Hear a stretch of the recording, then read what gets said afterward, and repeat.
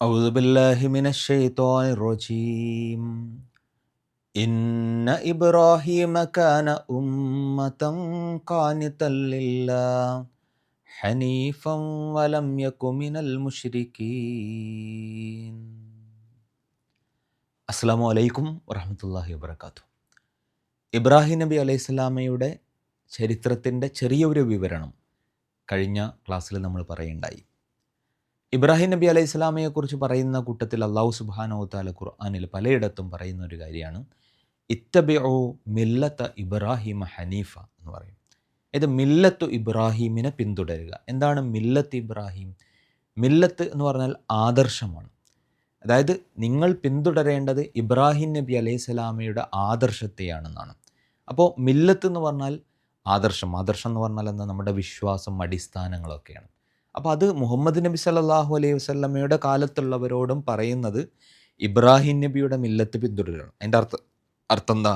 നമ്മളൊക്കെ മില്ലത്ത് ഒന്നാണെന്നാണ്. ഇത് ആദം നബി മുതൽ എല്ലാ പ്രവാചകന്മാരും പഠിപ്പിച്ചത് ഒരൊറ്റ മില്ലത്താണ്, ഒരൊറ്റ ആദർശമാണ്.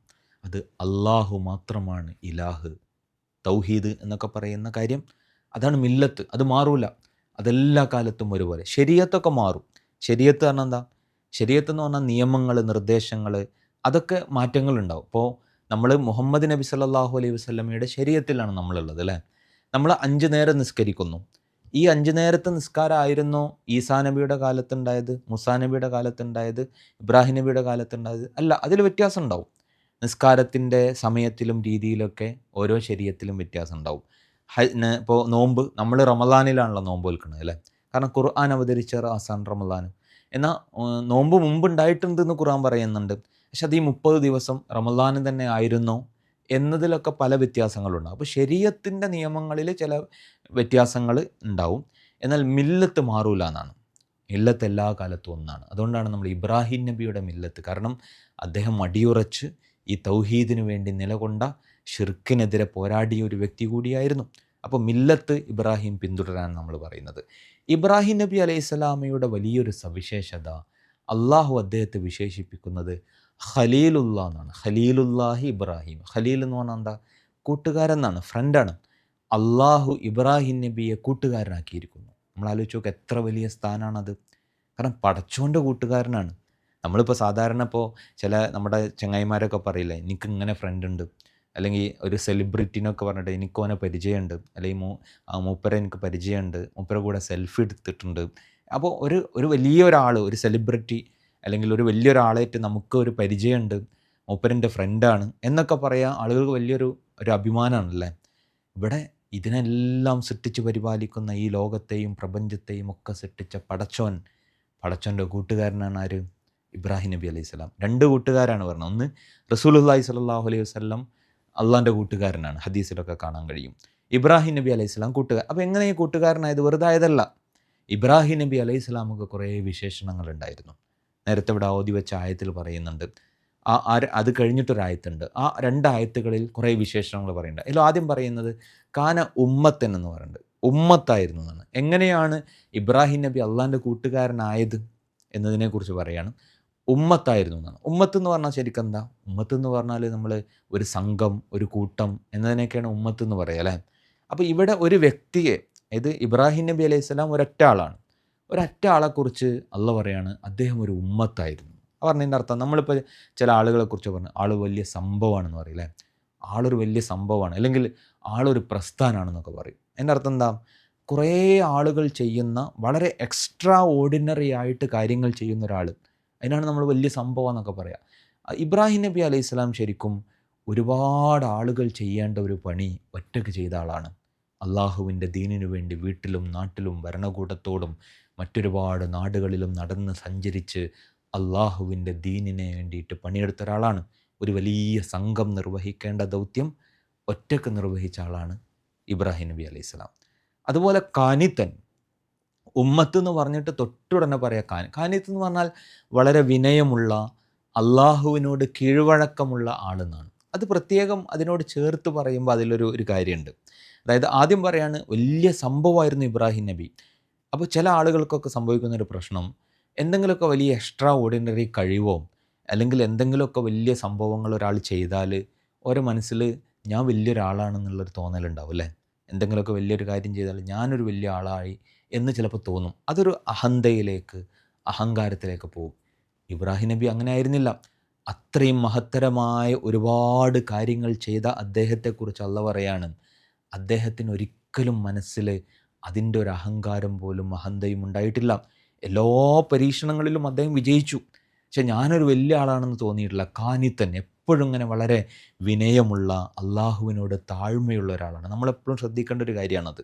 നമ്മുടെ കൂട്ടത്തിലൊക്കെ ചിലപ്പോൾ നമുക്ക് വലിയ പഠിപ്പും വിവരവും കഴിവും അതുപോലെ തന്നെ പല കാര്യങ്ങളും ഉണ്ടാവുമ്പോൾ ചിലപ്പോൾ നമ്മൾ ബാക്കിയുള്ളവരെക്കാളും വലിയ ആളാണെന്നൊക്കെ വിചാരിക്കും. എന്നിട്ട് മറ്റുള്ളവരെ ചിലപ്പോൾ അവഗണിക്കും, നിസ്സാരരായി കാണും. അങ്ങനെ പാടില്ല എന്നാണ്. എത്ര വലിയ കഴിവ് നമുക്കുണ്ടെങ്കിലും, എത്ര വലിയ പൊസിഷനിൽ നമ്മളെത്തിയാലും നമ്മളെപ്പോഴും നമ്മളുടെ ഒരു വിനയം ഉണ്ടാകണം. പടച്ചോൻ്റെ ഒരു ഔദാര്യത്തിലാണ് ഇതൊക്കെ എനിക്ക് കിട്ടിയത്. എല്ലാവരെയും പരിഗണിക്കാനുള്ള ഒരു മനസ്സ് അത് ഇബ്രാഹിം നബിക്ക് ധാരാളമായിട്ടുണ്ടായിരുന്നു. ഹനീഫൻ എന്ന് പറയുന്നുണ്ട്. ഹനീഫ് എന്ന് പറഞ്ഞാൽ ശരിക്കും ഭാഷാപരമായിട്ട് അതിൻ്റെ അർത്ഥം ഇങ്ങനെ ഒരു സൈഡിലേക്ക് പോവുക എന്നാണ്, തെറ്റിപ്പോവുക എന്നൊക്കെയാണ് ഹനീഫ് എന്ന് പറഞ്ഞാൽ. അപ്പോൾ ശരിക്കും അതിൻ്റെ അർത്ഥം എന്താ? ശരിക്കും അതിൻ്റെ അർത്ഥം എന്ന് പറഞ്ഞാൽ ഇബ്രാഹിം നബി ജീവിച്ച കാലത്ത് ആളുകളൊക്കെ പോകുന്നൊരു വഴി ഉണ്ടായിരുന്നു. വിഗ്രഹാരാധനയുടെ വഴിയായിരുന്നു അതിലെ, എല്ലാത്തിനെയും ദൈവമായി കാണുന്ന അത്തരമൊരു ബഹുദൈവാരാധകരുടെ ഒരു വഴി. ആ സാധാരണ ആളുകൾ എന്താ ചെയ്യുക? എല്ലാവരും പോകുന്ന വഴിക്ക് അങ്ങനെ പോവുക ചെയ്യുക. സാധാരണ ഒരു പ്രയോഗമുണ്ട്, നാട് ഓടുമ്പോൾ നടുവേ ഓടുക എന്ന് പറയാറുണ്ട്. എല്ലാവരും ഓടുന്ന ഭാഗത്തേക്ക് ആരും പോകും. ഇബ്രാഹിം നബിക്കും നല്ല സൗകര്യമായിരുന്നു ശരിക്ക്, ആ വഴി തന്നെ പോയാൽ മതി, വലിയ സ്ഥാനമാനങ്ങളൊക്കെ കിട്ടും. പക്ഷെ അദ്ദേഹം അതിന് നിന്നില്ല. അദ്ദേഹം എന്താ ചെയ്തത്? സത്യം മനസ്സിലാക്കിയപ്പോൾ എല്ലാവരും നടക്കുന്ന വഴിയിൽ നിന്നും വഴിമാറി നടന്നു. അതാണ് ഹനീഫ്. ഹനീഫ് എന്ന് പറഞ്ഞാൽ സത്യത്തിലേക്ക് വഴിമാറി നടക്കുക എന്നാണ്. അപ്പോൾ നമ്മളോടും അള്ളാഹു പറയുന്നത് നിങ്ങൾ ഹനീഫാവണം എന്നാണ്. കാരണം നമ്മളും പലപ്പോഴും ട്രെൻഡിനനുസരിച്ച് പോകുന്നവരായിരിക്കും അല്ലേ? നാട്ടിലെന്താണോ ട്രെൻഡ്, എല്ലാവരും എന്താ ചെയ്യുന്നത് അതങ്ങ് ചെയ്യാം. അത് ശരിയാണോ സത്യമാണോ അതിൽ തെറ്റുണ്ടോ അതൊന്നും പലപ്പോഴും ആളുകൾ നോക്കൂല, എല്ലാവരും ചെയ്യണമല്ലേ. പക്ഷെ ഒരു വിശ്വാസി അങ്ങനെ ആവാൻ പാടില്ല. മറിച്ച് നമുക്കൊരു കാര്യം തെറ്റാണെന്ന് ബോധ്യപ്പെട്ടാൽ ആ തെറ്റായ വഴിയിൽ നിന്ന് നമ്മൾ വഴിമാറി നടക്കണം. കൂടെ ആരുണ്ടോ എന്നല്ല നമ്മൾ നോക്കേണ്ടത്. ആരെങ്കിലും ഉണ്ടെങ്കിൽ ഓരോ കൂടെ, ആരുമില്ലെങ്കിൽ ഞാൻ ഒറ്റക്ക് ആ വഴിയിൽ നിന്ന് മാറി സത്യത്തിലേക്ക് നടക്കുന്നതാണ്. നമുക്കൊക്കെ ഉണ്ടാവേണ്ട വലിയൊരു ബോധമാണ്. നമ്മളോട് അള്ളാഹു സുബ്ഹാനഹു വ തആല നമ്മളോട് പറയുന്നുണ്ട് ഹനീഫാവണമെന്ന്. നമ്മൾ നിസ്കാരത്തിലൊക്കെ വജ്ജഹത്ത് ഓതുമ്പോൾ അതിൽ പറയാം, അള്ളാഹിൻ്റെ മുമ്പിൽ പറയാറുണ്ട് നമ്മൾ ഹനീഫൻ മുസ്ലിമൻ എന്ന് പറയാറില്ലേ? നമ്മളൊക്കെ അള്ളാഹിനോട് പറയുന്നൊരു കാര്യമാണ്, ഞാൻ നിൻ്റെ വഴിയിൽ എപ്പോഴും ഉണ്ടാവും, തെറ്റിൻ്റെ വഴിയിൽ നിന്ന് ഞാൻ എപ്പോഴും വഴിമാറി നടക്കുന്നതാണ്. അപ്പോൾ നമ്മൾ സ്കൂളിൽ പോകുമ്പോൾ, ക്യാമ്പസിൽ പോകുമ്പോൾ, കോളേജിൽ പോകുമ്പോൾ അവിടെ ധാരാളം കുട്ടികൾ ചെയ്യുന്ന കുറേ കാര്യങ്ങളുണ്ടാവും. നമ്മുടെ ചുറ്റുമുള്ള കുട്ടികളൊക്കെ ചെയ്യുന്ന, അവരൊക്കെ നടക്കുന്നൊരു വഴി ഉണ്ടാവും. അതിലൂടെ നമ്മൾ പോവുക എന്നുള്ളത് വളരെ എളുപ്പമായിരിക്കും. പക്ഷേ അത് തെറ്റാണെന്ന് മനസ്സിലാവുമ്പോൾ ആ വഴിക്ക് ഞാനില്ല എന്ന് പറഞ്ഞിട്ട് സത്യത്തിൻ്റെ മാർഗത്തിൽ മാറി നടക്കാൻ നമുക്ക് കഴിയണം. അതാണ് ഇബ്രാഹിം നബി അലൈഹി സ്വലാം ചെയ്തത്. അവിടെയാണ് അദ്ദേഹം പ്രസക്തമാകുന്നത്. വലം യക്കു മിനൽ മുശ്രിക്കീൻ, അദ്ദേഹം ഷിർക്കിൻ്റെ വഴിയിൽ ഒരിക്കലും പോയില്ല. ഷാക്കിറൻ ലി അൻഉമിഹി, അതിനുശേഷം പറയാണ് എല്ലാ അനുഗ്രഹങ്ങൾക്കും നന്ദിയുള്ള ആളായിരുന്നു എന്നാണ്. നമ്മൾ ആലോചിച്ച് നോക്കുക, ഇബ്രാഹിം നബിയുടെ ജീവിതത്തിൽ മുഴുവൻ കഷ്ടപ്പാടുകളാണ് അല്ലേ? ഒരുപാട് കഷ്ടപ്പാടുകളാണ്. വീട്ടിൽ നിന്ന് പുറത്താക്കപ്പെട്ടു, നാട്ടുകാർ ഓടിച്ചു വിട്ടു, ഭരണകൂടം വലിയ ശിക്ഷ വിധിച്ചു, അതുപോലെ പ്രിയപ്പെട്ട പ്രിയതമയെ, ഇണയെയും മകനെയും ഒറ്റക്കാക്കിയിട്ട് പോരേണ്ടി വന്നു. ഇങ്ങനെ ഒരുപാട് പരീക്ഷണങ്ങളിലൂടെ കടന്നുപോയ ആളാണ്. പക്ഷെ ഒരിക്കലും ഇബ്രാഹിം നബി അലൈഹി സ്വലാം ഇതിനെക്കുറിച്ചൊരു പരാതിയും ആവലാതിയും ഒന്നും അള്ളാഹിനോട് പറയുന്നേ, അള്ളാഹുവേ എന്താണ് എനിക്കെപ്പോഴും ഇങ്ങനെ, എന്താണ് ഇങ്ങനെ പ്രയാസങ്ങൾ, എന്താണ് ഇങ്ങനെ ബുദ്ധിമുട്ട്, അങ്ങനെയൊന്നും പറഞ്ഞില്ല. നേരെ തിരിച്ച് ഇബ്രാഹിം നബി അലൈഹി സ്വലാം എല്ലാത്തിനും ശുക്ർ ചെയ്യാണ്, അള്ളാഹ്ക്ക് ശുക്ർ ചെയ്യുന്ന ആളാണ്. എന്ത് ചെറിയ കാര്യം ഉണ്ടാകുമ്പോഴും അതൊക്കെ അനുഗ്രഹമായി മനസ്സിലാക്കുകയാണ്. നമുക്കൊക്കെ ഉണ്ടാവേണ്ട ഒരു കാര്യം. നമ്മൾ പലപ്പോഴും ഇല്ലായ്മയെക്കുറിച്ചും അതുപോലെ നമുക്ക് കുറഞ്ഞു പോയ കാര്യത്തെക്കുറിച്ചൊക്കെ പരിഭവങ്ങളും പരാതിയാണ് എപ്പോഴും പറയുക. ശരിക്കും അങ്ങനെയല്ല ഉണ്ടാവേണ്ടത്. നമ്മൾക്ക് ഒരു വശത്ത് കുറേ കാര്യങ്ങളുണ്ടെങ്കിലും നമുക്ക് ഉള്ളതായിരിക്കും ഒരുപാടുണ്ടാവുക. നമ്മൾ ആലോചിച്ച് നോക്കുക, നമുക്ക് കൈ, നമുക്ക് കാല്, നമ്മുടെ കണ്ണുകൾ, നമ്മളുടെ ബുദ്ധി, നമ്മളുടെ ആരോഗ്യം, നമ്മുടെ ശരീരം, ഇങ്ങനെ ഓരോന്നിനെക്കുറിച്ച് ആലോചിച്ചാലും നമുക്ക് ഇല്ലാത്തതിനേക്കാൾ എത്രയോ വലുത് പടച്ചോൻ നമുക്ക് നൽകിയിട്ടുണ്ട്. അതിനൊക്കെ നമ്മൾ നന്ദി കാണിക്കുന്നുണ്ടോ എന്ന് ആലോചിക്കണം എന്നാണ്. ഇബ്രാഹിം നബി അലൈഹി സ്വലാം അങ്ങനെ ഷാക്കിറൻ ലി അൻഉമിഹി, എല്ലാ അനുഗ്രഹങ്ങൾക്കും നന്ദി കാണിക്കുന്ന ആളായിരുന്നു എന്നാണ്. അപ്പോൾ ഇങ്ങനെ ഒരുപാട് പ്രത്യേകതകൾ വേറെയും ആയത്തിൽ പറയുന്നുണ്ട്. അവ്വാഹായിരുന്നു, അള്ളാഹുവിനോട് എപ്പോഴും പ്രാർത്ഥിക്കുന്ന ആളാണ്. ഇബ്രാഹിം നബിയുടെ ഒരുപാട് പ്രാർത്ഥനകൾ ഖുർആൻ പറയുന്നുണ്ട്. ഇബ്രാഹിം നബിക്ക് വേണ്ടി പ്രാർത്ഥിക്കുന്നുണ്ട്. അള്ളാഹുവേ, എന്നെ നീ അൽഹിക്കിംനി ബിസ്വാലിഹീൻ, എന്നെ നീ സ്വാലിഹീങ്ങളുടെ കൂട്ടത്തിൽ ഉൾപ്പെടുത്തണം എന്ന് പറയുന്നുണ്ട്. അതുപോലെ തന്നെ എനിക്ക് നീ ആർത്തത്തിൽ ഹിക്മത്ത് നൽകണം എന്ന് പ്രാർത്ഥിക്കുന്നുണ്ട്. അതുപോലെ മക്കളെക്കുറിച്ച് നല്ല സ്വാലിഹീങ്ങളായ മക്കളെ തരണമെന്ന് പ്രാർത്ഥിച്ചിട്ടുണ്ട്. ആ മക്കൾ എങ്ങനെ ആവണം, മക്കളെന്താവണം എന്നതിനെക്കുറിച്ച് ഇബ്രാഹിം നബിയുടെ കാഴ്ചപ്പാട് അദ്ദേഹം പ്രാർത്ഥിക്കുന്നുണ്ട്. അള്ളാഹു, എൻ്റെ മക്കളെ നീ നിസ്കരിക്കുന്നവരാക്കണം. വലിയൊരു പ്രാർത്ഥന, പ്രധാനപ്പെട്ട ഒരു പ്രാർത്ഥന. ഇത് മക്കൾ നിസ്കരിക്കുന്നവരാവുക എന്ന് പറഞ്ഞാൽ മാതാപിതാക്കൾക്ക് അത്രയും സന്തോഷമുള്ള കാര്യമാണ്. അപ്പം നിങ്ങളൊക്കെ ഓരോ വക്തിനും നിസ്കരിച്ചാൽ നിങ്ങളുടെ ഉമ്മാക്കുപ്പാക്കൊക്കെ ഭയങ്കര സന്തോഷമായിരിക്കും.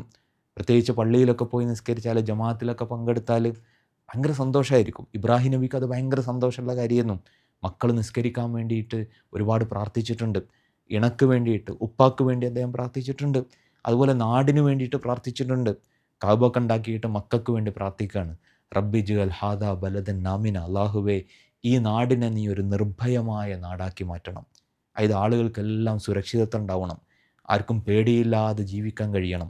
അതുപോലെ ഇവിടെ താമസിക്കുന്ന മനുഷ്യന്മാർക്ക് ഭക്ഷണവും നൽകണം. അപ്പോൾ ഇങ്ങനെയൊക്കെ ഇബ്രാഹിം നബിയുടെ പ്രാർത്ഥന ഉണ്ട്. അപ്പോൾ ഒരു നല്ലൊരു വീട്, ആ വീട്ടിലുള്ള ആളുകൾ നന്മയുള്ളവരാവുക, നല്ലൊരു നാട് രൂപപ്പെടുക, അവിടെ സുരക്ഷിതത്വം ഉണ്ടാവുക, പട്ടിണിയില്ലാത്ത അവസ്ഥ ഉണ്ടാവുക. അപ്പോൾ ഇതിനൊക്കെ നമുക്ക് വലിയ പാഠങ്ങളുണ്ട്. കാരണം നമ്മൾ പണിയെടുക്കുന്നത് എന്തിനാ? നമ്മളുടെ മക്കൾ നന്നാവാനും മക്കളിൽ ഒരുപാട് നന്മ ഉണ്ടാവാനും മാത്രമല്ല, നമ്മുടെ നാട് മാറിയിടണം, നാട്ടിൽ സുരക്ഷിതത്വം ഉണ്ടാവണം, അവിടെ അക്രമവും അനീതിയും ഇല്ലാതാവണം, പട്ടിണിയില്ലാത്ത നാടുണ്ടാവണം. അതാണ് ഇബ്രാഹിം നബി അലൈഹി സ്വലാമയുടെയും സ്വപ്നം.